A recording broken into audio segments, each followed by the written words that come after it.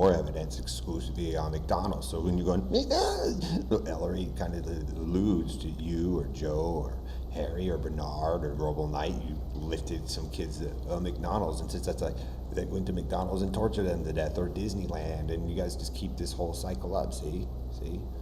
So it proves to me that at one time they pulled kids out and started cleaning them up because they knew a group of you were just sitting there torturing them to death, and then you guys dragged them back in for your supposed truthful story. So if that's the kind of fame you're all are looking for, to being known as the biggest terrorists and pieces of shit of the earth, you're gonna get it. It proves that I was alive before and there was probably nothing wrong, and so Joe and one of you guys decided to have your sexual desire imprinted on a computer system which isn't needed, and now kids and other people who think they can do whatever they want go around and have sex and make each other sick, and you guys then turn around and complain that you're sick and life's miserable and you don't want to turn it around, huh?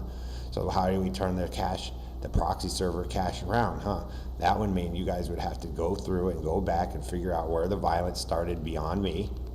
right? For those fathers to figure out who are the ones that wronged them. Then you're gonna find out that some of those guys slept with wives or girlfriends, and you guys gotta fix that problem, and you see, you're gonna trace back the origin of the disease. And so then we got Dave and his little faction running around spreading poison and, you know, spraying shit that makes things look like an STD because of a CDE or whatever, which is basically, we kind of find out and allude to, is a group of you like to run around and create problems to make your story happen, and people get sick because of it, because you get some of you don't have any regard for life, and then you guys turn around and say, we want to survive, we care about life, but look at all the people and the children and the families that you guys made sick, just so you guys can allow a stupid terrorist group to come in and take over a Starbucks or take over a McDonald's, or, you know. So like I said, if you African Americans think you're God and or you know, have suffered the most on the earth, go right ahead. But really, some of you look like the biggest crybabies under the leadership of Joe Zillig, the small fry little GPS Roboman, and Gordon, because you guys killed certain people's kids